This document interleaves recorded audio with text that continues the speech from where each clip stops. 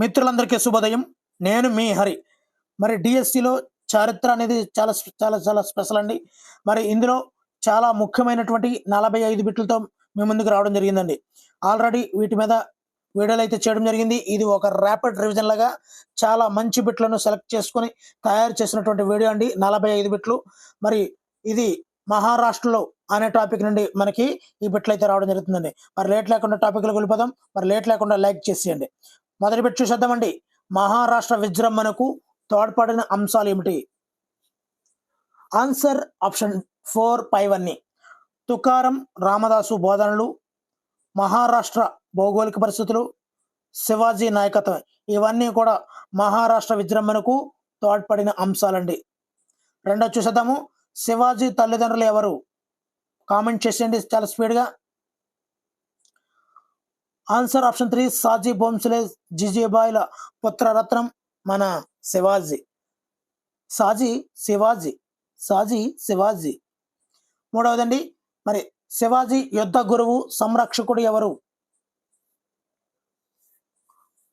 మరి మహారాష్ట్ర యొక్క భౌగోళిక పరిస్థితుల్లో అక్కడ కొండల చాటు నుండి గెరిల్లా యుద్ధాలు చేస్తారండి. మరి ఇక్కడ గురువు కూడా కొండదేవ్, దాదాజీ కొండదేవ్, శివాజీ దాదాజీ.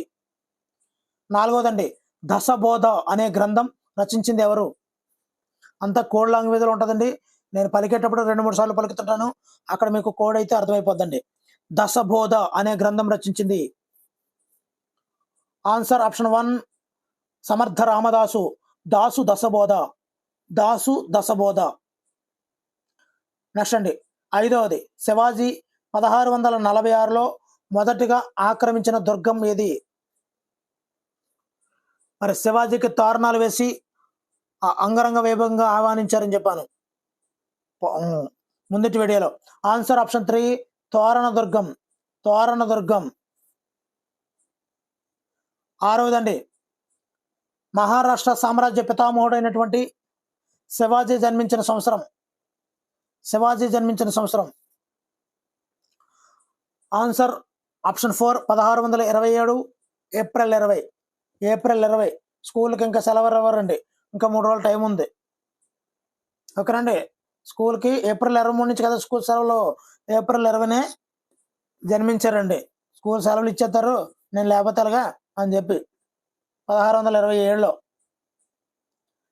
ఏడవదండి, శివాజీ నాన్న సాజీ భోంస్లే ఎవరి వద్ద పనిచేశాడు? శివాజీకి పడిన వాళ్ళ దగ్గర పనిచేశాడండి. శివాజీ అంటే బద్ధ శత్రువుల్లో ఉంటారు వాళ్ళు. ఆన్సర్ ఆప్షన్ 4 అహ్మద్ నగర్ బేజాపూర్ సుల్తాన్ల వద్దండి. బేజాపూర్ సుల్తాన్లు ఇతన్ని బందీ చేయడానికి నానా రకాలుగా ప్రయత్నాలు అయితే చేస్తారు, కానీ శివాజీ చాకచక్యంగా వాళ్ళని ఎదుర్కొంటాడండి. 8వది, శివాజీ సైనిక కార్యకలాపాలు మొదలుపెట్టే సమయానికి అతడికి ఎన్ని సంవత్సరాలు? Answer option 3 19 సంవత్సరాలండి. 19, టీనేజ్ బాగాలేదు ఇంకా. 19. 9వది, శివాజీ ఏ ప్రాంతంలో కోటను నిర్మించి తన కార్యకలాపాలకు కేంద్రంగా చేసుకున్నాడు? ఎక్కడ కోట కట్టింది ఎక్కడయ్యా అంటే రాజ్గఢ్లో అండి. శివాజీ గారు కోట కట్టింది ఎక్కడ అంటే రాయగఢ్లో. నెక్స్ట్ 10వదండి, శివాజీ పేరు ప్రతిష్టలు పెంచడానికి కారణమైనటువంటి విజయాలు ఏమిటి? ఆన్సర్ ఆప్షన్ 1 A మరియు B అండి. అఫ్జల్ ఖాన్ పై విజయం, ఔరంగజేబు బంధువైనటువంటి సైస్తా ఖాన్ పై విజయం. ఈ 2 విజయాలు కూడా శివాజీ పేరు ప్రతిష్టలు పెంచడానికి కారణం ఈ 2 ఖాన్లు అండి. ఏ ఖాన్?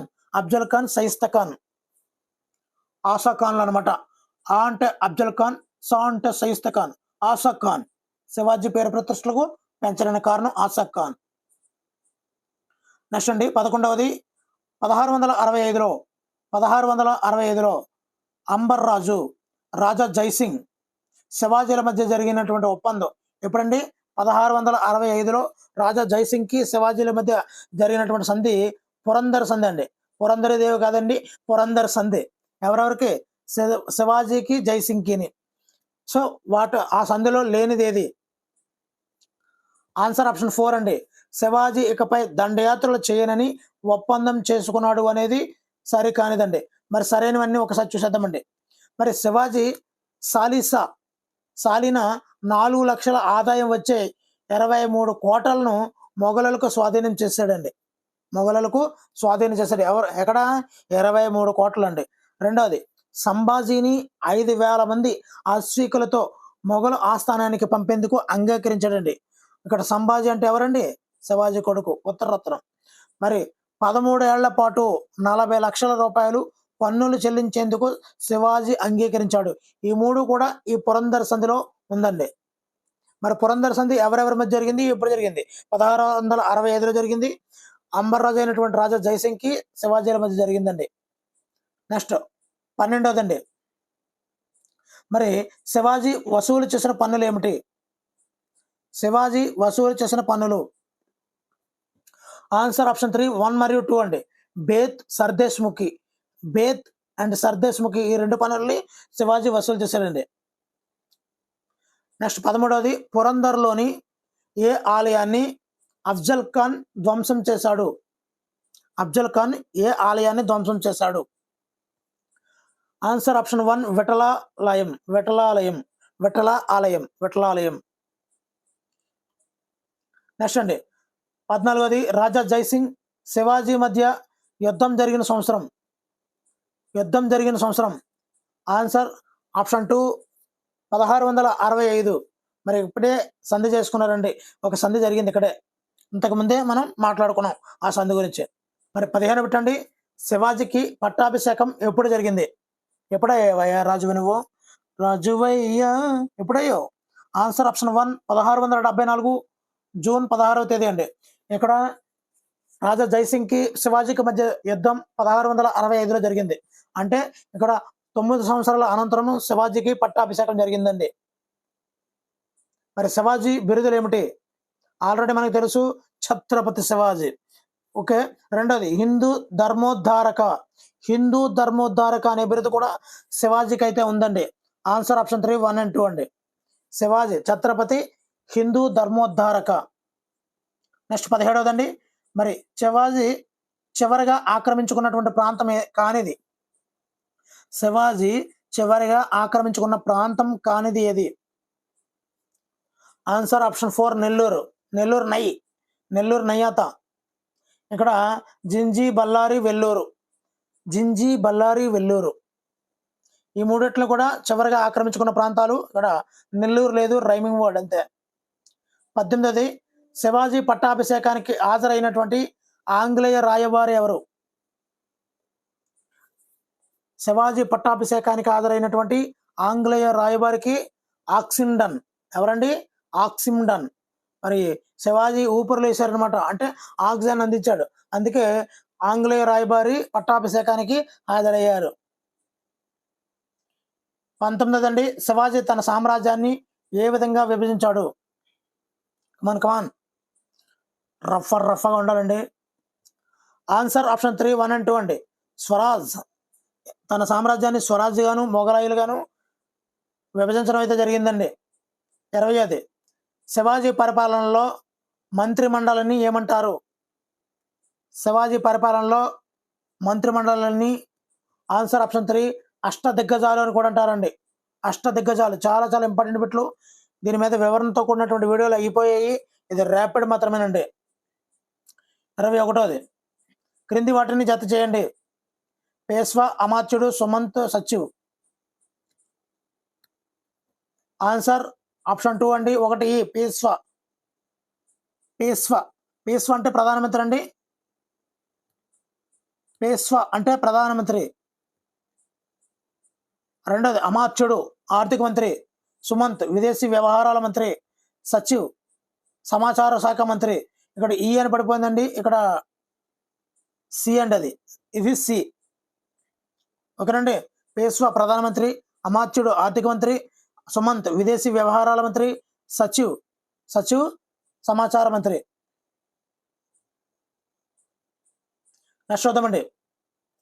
22వది, క్రింది వారిలో శివాజీ మంత్రిమండలి అధికారి కానివారు ఎవరు? ఆన్సర్ ఆప్షన్ 4, ఫౌజ్దార్ అనేది శివాజీ మంత్రిమండలి అధికారి కానివారండి. మరి అధికారులు ఎవరెవరో చూద్దాం. దివాన్, ఫడ్నీస్, చట్నీస్ కాదండి, చిట్నీస్. 23వది శివాజీ అశ్విక దళంలో ముఖ్య విభాగాలు ఏమిటి? శివాజీ అశ్విక దళంలో ముఖ్య విభాగాలు. ఆన్సర్ ఆప్షన్ 4, 1 and 2 అండి. బర్గీలు, సిలాహీదార్లు. బర్గర్ కాదండి, బర్గీస్, సిలాహీదార్. తర్వాత 24వది శివాజీ తర్వాత రాజ్యానికి వచ్చింది ఎవరు? ఆఫ్టర్ పుత్రాజీ సంభాజీ ఆయిగా, శివాజీ కా పుత్ర సంభాజీ ఆయిగా. 25వదండి సంభాజీకి సన్నిహితంగా ఉన్న స్నేహితుడు ఎవరు? కవి కైలాస్ సంభాజీ కా స్నేహితుడు ఎవరండి? ప్రతి రోజుకి ఒక స్నేహితుడు ఉంటాడు కదా, అలాగే సంభాజీకి స్నేహితుడు కైలాస్. భూ కైలాస్ కాదండి, కవి కైలాస్. 26వది సంభాజీ ఆశ్రయం పొందిన మొఘల్ రాకుమారుడు ఎవరు? ఆన్సర్ ఆప్షన్ 3, ఔరంగజేబు కుమారుడు. మరి ఔరంగజేబు కుమారుడు మీకు తెలిస్తే తప్పనిసరిగా కామెంట్ అయితే చేసేయండి. సంభాజీ ఆశ్రయం పొందిన మొఘల్ రాకుమారుడు ఔరంగజేబు కుమారుడు అండి. మరి ఈ సంభాజీ తర్వాత రాజు ఎవరు? After Sambhaji, answer option 2, Rajaram. 28వదండి అష్టప్రధానుల్లో ప్రతినిధి అనే కొత్త పదవిని సృష్టించి మంత్రుల సంఖ్య 9కి పెంచింది ఎవరు? అష్టప్రధానుల్లో 8 మంది ఉండేవారు కదా అప్పటి వరకును. ఒక ప్రతినిధి అనే కొత్త పదవిని సృష్టించి మొత్తం 9 మందికి పెంచింది ఎవరు? ఆన్సర్ ఆప్షన్ 3, రాజారాం అండి, రాజారాం. 29వది మహారాష్ట్ర పాలకులు తారాబాయిని అణచివేయడానికి ప్రయత్నించినటువంటి మొఘల్ చక్రవర్తి ఎవరు? మహారాష్ట్ర పాలకులైనటువంటి తారాబాయిని అణచివేయడానికి ప్రయత్నించిన మొఘల్ చక్రవర్తి ఎవరు? ఆన్సర్ ఔరంగజేబు. 35 1707లో సాహోను జైలు నుండి విడుదల చేసినటువంటి మొఘల్ చక్రవర్తి ఎవరు? సాహో బాహుబలి, సాహో బహదూర్ షా ఎవరండి? రెండో బాహుబలి అనమాట. సాహోలో 2 అక్షరాలు ఉన్నాయి కాబట్టి రెండో బహదూర్ షా 1707లో. 31వదండి పేష్వాలకు అధికారం ఇచ్చి తను నామమాత్రంగా మిగిలినటువంటి మరాఠా రాజు ఎవరు?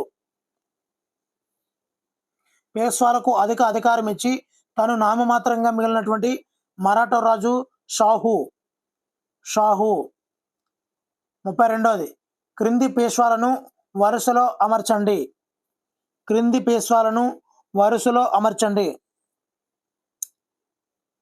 ఆన్సర్ ఆప్షన్ 3, బేడి ఏసి. ముందుగా బి బాలాజీ విశ్వనాథ్, మొదటి బాజీరావు, మాధవరావు. వీళ్ళందరూ కూడా పేష్వాలను వరుస క్రమంలో అమర్చితే వచ్చినవండి. చాలా చాలా ఇంపార్టెంట్ అండి. 33వది మహారాష్ట్ర సామ్రాజ్య ద్వితీయ స్థాపకుడు ఆన్సర్ విశ్వనాథ్, బాలాజీ విశ్వనాథ్ ద్వితీయ స్థాపకుడు. 34వది పేష్వాల అందరిలో అత్యంత సమర్థులు ఎవరు? అత్యంత సమర్థవంతమైన పేష్వా ఎప్పుడు ఆల్వేజ్ నెంబర్ 1 ఈజ్ 1, మొదటి బాజీరావు. పేష్వాలు అందరిలో అత్యంత సమర్థులు మొదటి బాజీరావు. 35వది హింద్ పద్పద్ షాహీ అనే సిద్ధాంతాన్ని ఎవరు ప్రతిపాదించారు? ఆన్సర్ ఆప్షన్ 1, మొదటి బాజీరావు. హింద్ పదపద్ షాహీ అనే సిద్ధాంతాన్ని ప్రతిపాదించింది మొదటి బాజీరావు. 36వది నిజాం ఉల్ ముల్క్ను ఓడించినటువంటి పేష్వా ఎవరు? నిజాం ఉల్ ముల్క్. ఆన్సర్ ఆప్షన్ 1, మొదటి బాజీరావు. ఏం చేశాడు? నిజాం ఉల్ ముల్క్ని ఓడించారు. 37వదండి మరాఠా సర్దారులను వారి ప్రాంతాలను జత చేయండి. మరాఠా సర్దారులను వారి ప్రాంతాలను జత చేయండి. Answer option 2 Gwalior. గ్వాలియర్ సింధియాలు. నాగపూర్ భోంస్లేలు. నాగపూర్ భోంస్లేలు. బరోడా గైక్వాడ్లు. బరోడా గైక్వాడ్లు. ఇండోర్ హోల్కార్లు. ఇండోర్ హోల్కార్లు, బరోడా గైక్వాడ్లు, నాగపూర్ భోంస్లేలు, గ్వాలియర్ సింధియాలు. సో ఈ విధంగా మనము ఆ యొక్క సర్దార్లు వారి ప్రాంతాలను జత చేయడం అండి. చాలా చాలా చాలా ఇంపార్టెంట్ అండి. 38వ మూడవ పానిపట్టు యుద్ధం జరిగిన సంవత్సరం. మూడవ పానిపట్టు యుద్ధం జరిగిన సంవత్సరం. Answer option 3 1761. 1761. 39వ మూడో పానిపట్టు యుద్ధంలో పాల్గొన్న మరాఠా వీరులు ఎవరు? మరాఠా వీరులు. ఆన్సర్ ఆప్షన్ 3 1 and 2 అండి. విశ్వాసరావు, సదాశివరావు. ఎవరండి? విశ్వాసరావు, సదాశివరావు మూడో పానిపట్టు యుద్ధంలో పాల్గొన్నారండి. 40వ మూడో పానిపట్టు యుద్ధంలో పాల్గొన్నటువంటి పంజాబ్ గవర్నర్ ఎవరు? ఆన్సర్ ఆప్షన్ 2 అహ్మద్ షా అబ్దాలీ అండి. అహ్మద్ షా అబ్దాలీ. 41వ శివాజీ మంత్రివర్గంలో పండితరావు అంటే ఏ శాఖ మంత్రి? పండితరావు. ఆన్సర్ ఆప్షన్ 2 దాన ధర్మాల శాఖ. దాన ధర్మాల శాఖ. 42వ శివాజీ కాలంలో గ్రామ పరిపాలన నిర్వహించే అధికారి ఎవరు? శివాజీ కాలంలో గ్రామ పరిపాలన నిర్వహించే అధికారి ఎవరు? ఆన్సర్ ఆప్షన్ 4 పైవాన్ని అండి. పంచాయత్ పటేల్ కులకర్ణి వీళ్ళందరూ కూడా గ్రామ పరిపాలన నిర్వహించే అధికారులు అండి. 43వ శివాజీ మహారాష్ట్రకు వెలుగు. శివాజీ మహారాష్ట్రకు వెలుగు, మొఘలుల పాలిట సింహస్వప్నం అని అన్న చరిత్రకారుడు ఎవరు? ఆన్సర్ ఆప్షన్ 1 జేఎన్ సర్కార్. సర్కార్ ఏమన్నాడు? అతను ఒక వెలుగు, అతను ఒక సింహస్వప్నం అని చెప్పడం జరిగిందండి. 44వ క్రింది వాక్యాలను పరిశీలించి సమాధానం గుర్తించండి. ఆన్సర్ ఏబిసిలు సరైనవేనండి. చూసేద్దామండి ఒకసారి. శివాజీ చౌత్ అనే 1/4 పన్నును యుద్ధాల నుండి రక్షించినందుకు తన రాజ్య సరిహద్దుల్లోని వరకు వసూలు చేసేవాడండి. అదేవిధంగా షర్దేశ్ముఖ్ అనే పన్నును రాజు పట్ల గౌరవంతో చెల్లించేవారండి. సర్దేశ్ పన్ను. నెక్స్ట్ శివాజీ జాగీర్దారీ రైత్వారీ విధానాలను ప్రవేశపెట్టాడండి. సో ఏబిసిలు సరైనవేనండి. మరి వీడియోలో చివరి పెట్టండి. హిందూ సామ్రాజ్యం స్థాపించాలని ఆశయంతో మరాఠా కూటమిని ఏర్పాటు చేసిన పేష్వా ఎవరు? పేష్వా. Answer option 2 Bajirao. మరి వీడియోలో ఉన్న బిట్లు నచ్చితే తప్పనిసరిగా లైక్ చేయండి. ఇలాంటి మరిన్ని వీడియోలు కావాలనుకుంటే ఛానల్ సబ్స్క్రైబ్ చేసుకోండి. Thank you for watching. Me Harish signing out.